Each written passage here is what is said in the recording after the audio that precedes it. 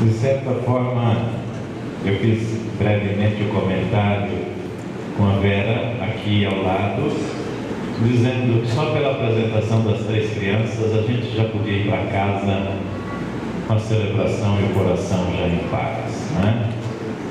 São essas reservas que Deus nos oferece gratuitamente para suscitar a surpresa no nosso coração. Bem como a presença de vocês, que ontem fizeram uma grande festa julina, né? Com dança, com quadrilha, com tudo aquilo que é bom de comer, de viver, e hoje estão com bexigas na mão, estão sentados na igreja e ouvindo a palavra de Deus, celebrando a Eucaristia.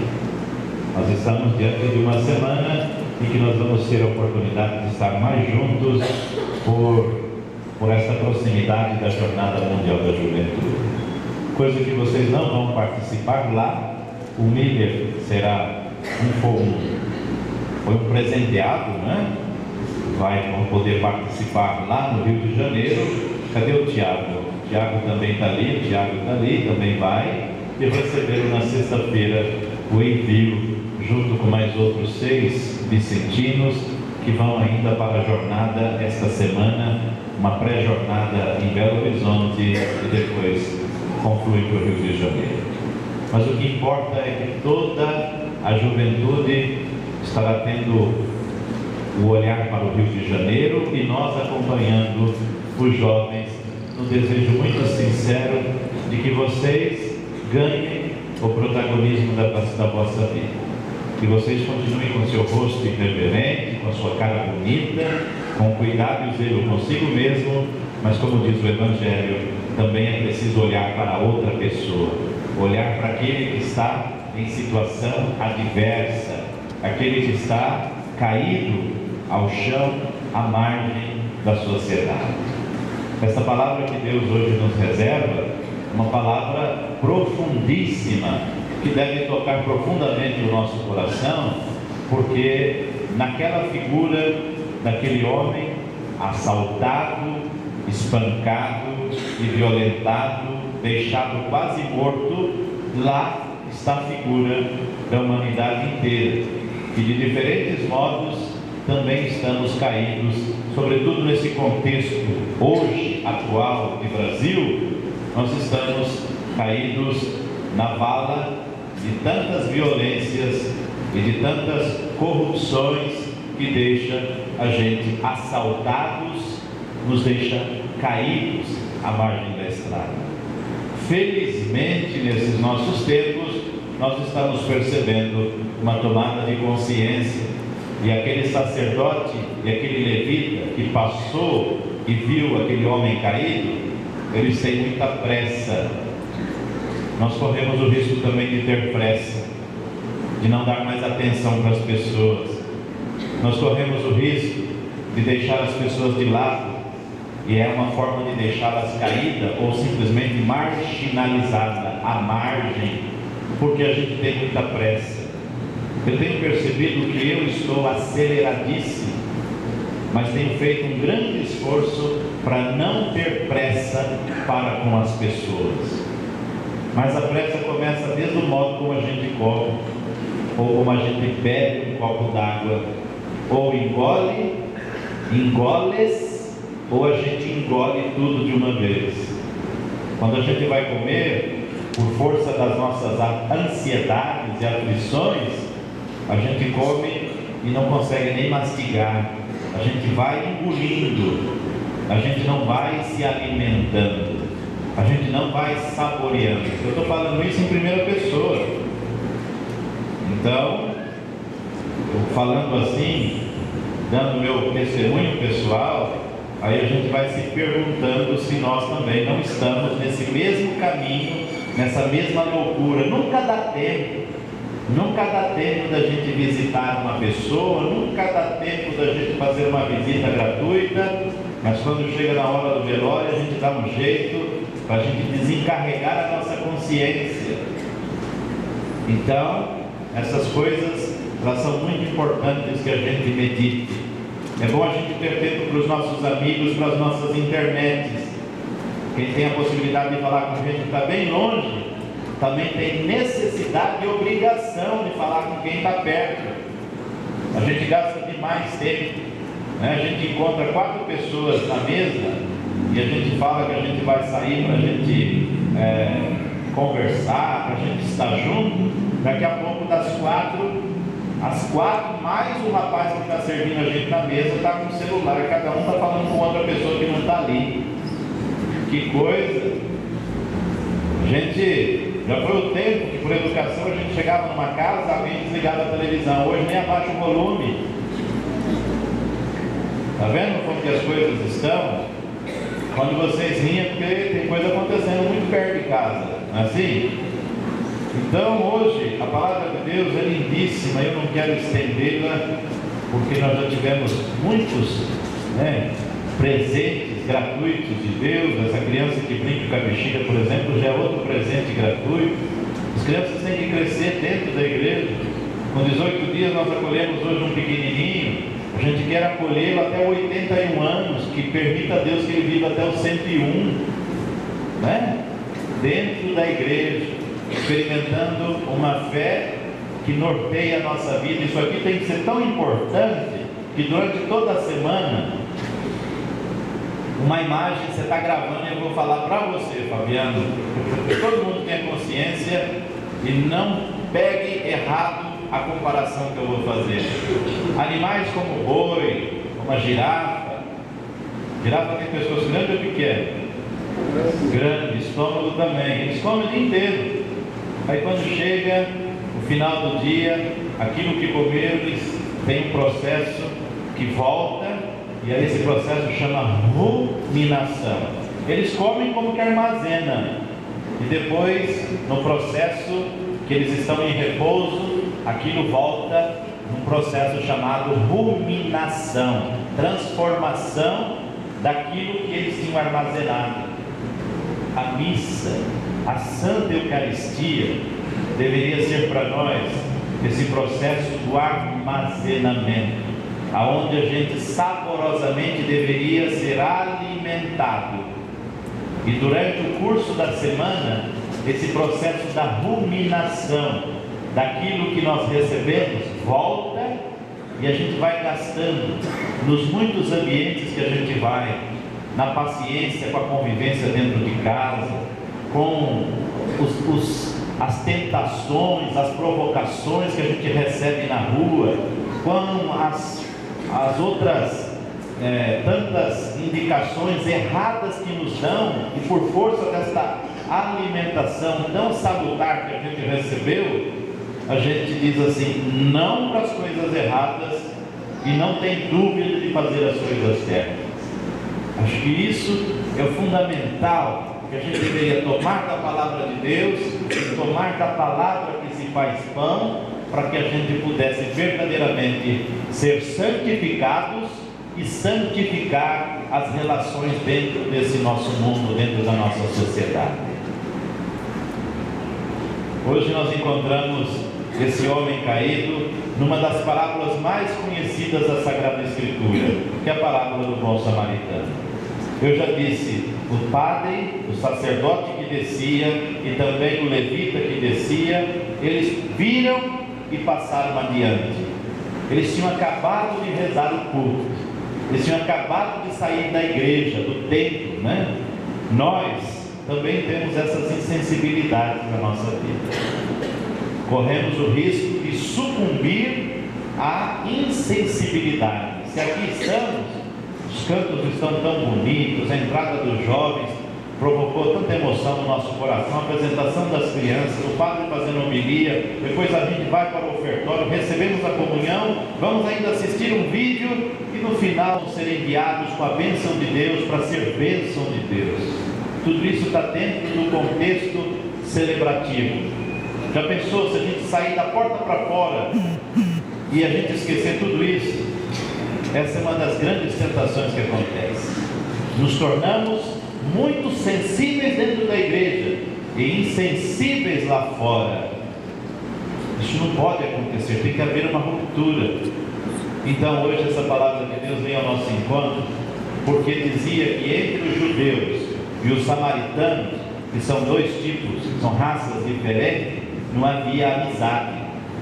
No entanto, se a palavra de Deus diz que um sacerdote desceu, também diz que um judeu, um levita desceu e tinha um homem caído, não fala se esse homem era judeu, se era samaritano, não fala. Não fala se ele é bom, se ele é ruim, não falava nada, só falou que ele foi assaltado e foi deixado quase morto. Dois homens religiosos que tinham saído do templo, olharam e passaram adiante. Um samaritano, que é considerado pagão, olhou, sentiu compaixão, mexeu todas as entranhas dessa pessoa, e ela não ficou só com o cabelo do braço arrepiado, mas a sua alma se inflamou de compaixão, de dó, e ela foi ao encontro daquele que precisava. Ela se fez próxima daquela pessoa caída. Nós não podemos ser próximos só daqueles que nós conhecemos, mas a gente é chamado a nos aproximar e sermos próximos daqueles que necessitam de nós.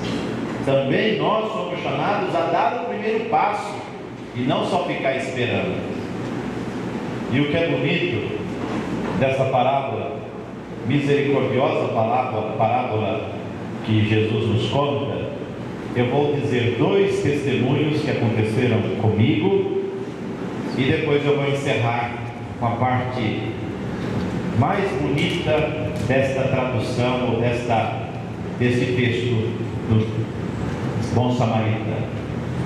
Por uma ocasião acontecida em 2004, o evangelho era exatamente esse.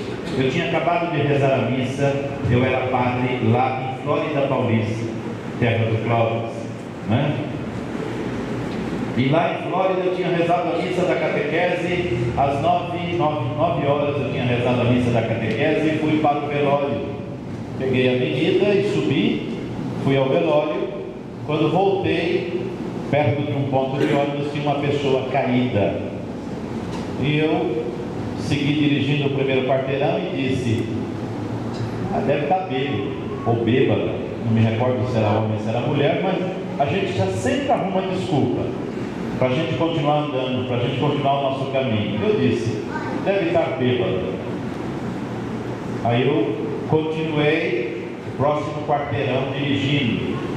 E eu lembrei que o Evangelho era do Bom Samaritano. Era exatamente a página da Sagrada Escritura que estava ali na minha frente. E eu estava fazendo exatamente igual o sacerdote. Eu estava indo adiante. Só que eu não estava de cavalo, eu estava de automóvel. No segundo quarteirão eu disse: eu vou rezar a missa hoje à noite. Será que eu vou ter coragem de falar de que a gente tem que parar para socorrer o caído?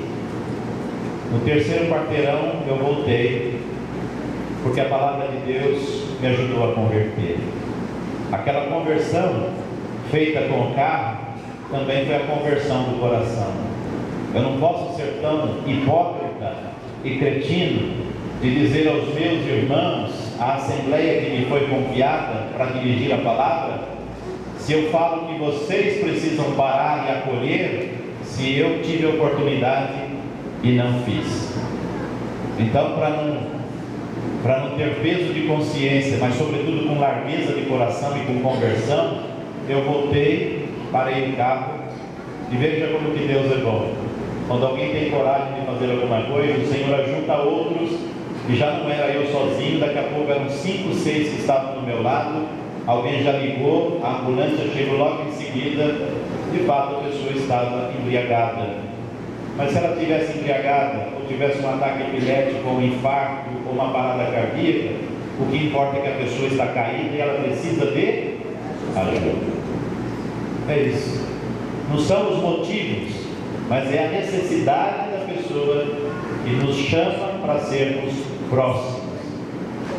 E recentemente, hoje é dia 14, então domingo passado, quando nós voltávamos da missa de ordenação do bispo lá em São João da Boa Vista, nós passamos, tinha acabado de acontecer um acidente, 2 jovens de moto e um carro que resbalou. Esses jovens foram jogados 50 metros depois do lugar do acidente. Um primeiro carro parou e o pessoal do nosso ônibus, vamos descer, não vamos descer, vamos acudir, não vamos acudir.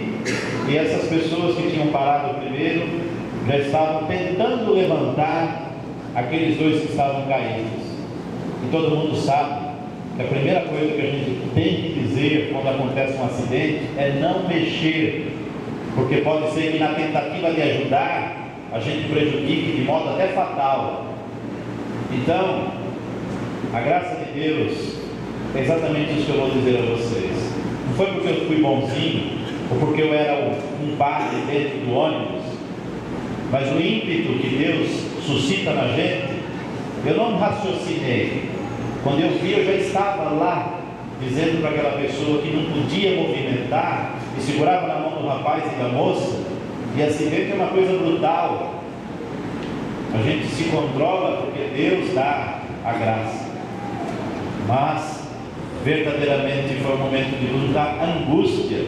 A gente vai verificar aonde que está. A perna da moça estava toda destruída. Precisamos buscar toalha, buscar um cobertor, porque também estava muito frio. A gente vai fazendo as coisas, porque Deus nos faz instrumentos. É só não recusar ser instrumento útil nas mãos de Deus que está nos conduzindo. Foram as 2 vezes que essa página do Evangelho saiu do livro e entrou na página da minha vida. E eu agradeço a Deus por ter sido meio samaritano, mas já senti o gostinho de como é bom ser bom.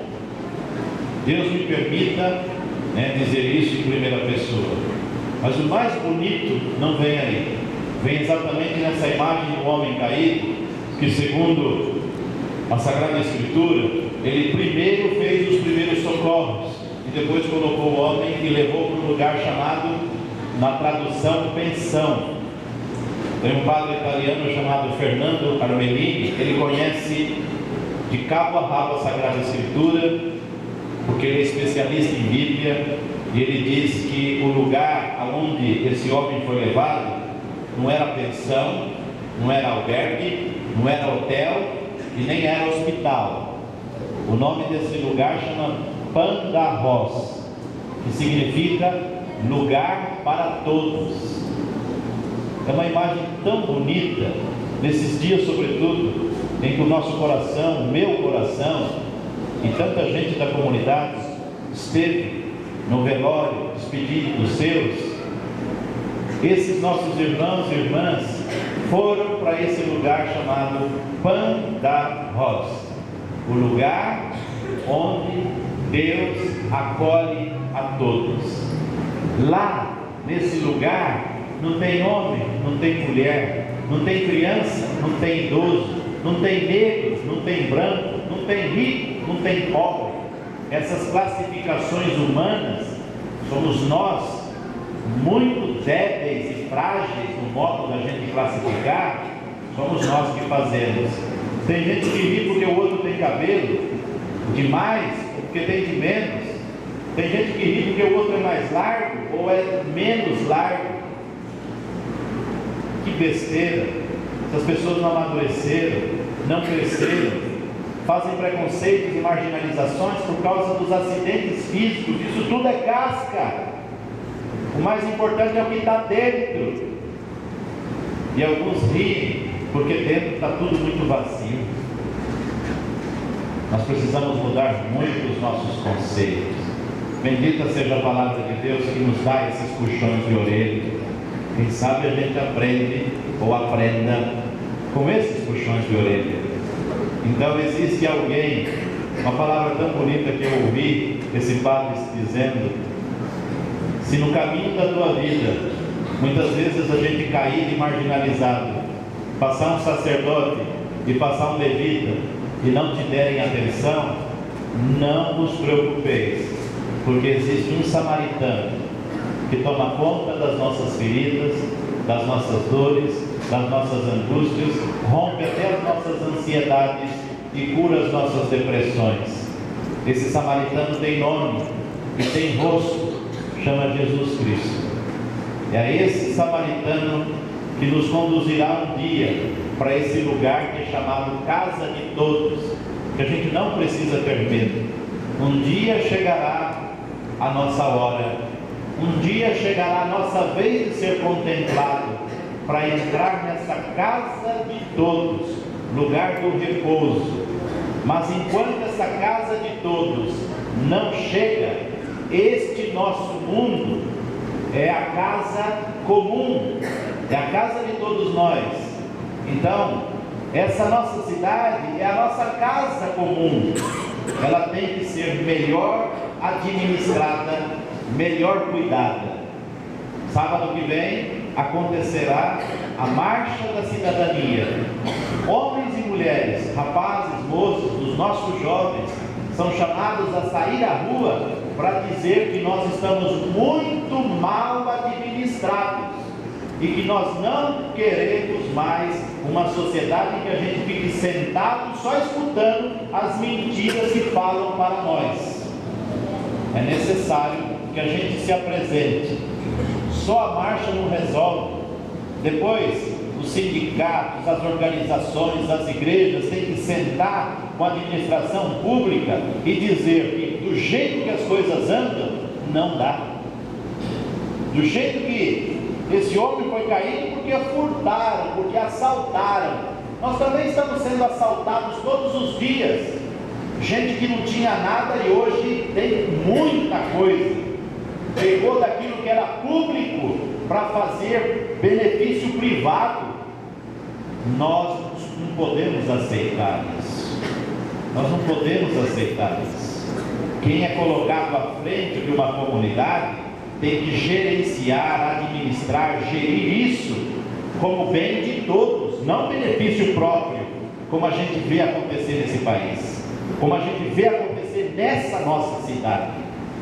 Então, chega, porque nós não somos tontos, nós não somos idiotas, sozinho ninguém resolve, porque não existe salvador da pátria, só há um salvador para toda a humanidade, é Jesus Cristo, e Ele faz aquilo que é a partir dele, aquilo que é a nossa tarefa, Ele nunca fará. Por isso não adianta a gente só rezar para as coisas mudar, nós temos que fazer o nosso papel cidadão. Vocês concordam comigo? Eu falei alguma besteira aqui? Não. Foi audível? Eu falei alguma besteira aqui? Não. Eu também concordo que não. Talvez eu tenha falado até com muita inflamação, mas eu não consigo pensar que as coisas do jeito que está pode continuar. Por isso eu vos convido verdadeiramente a fazer frente, andar adiante, para que a gente juntos possamos dialogar, sentar e colocar uma direção diferente para a cidade em que nós estamos vivendo. Aqui é a nossa casa, é a casa de todos nós.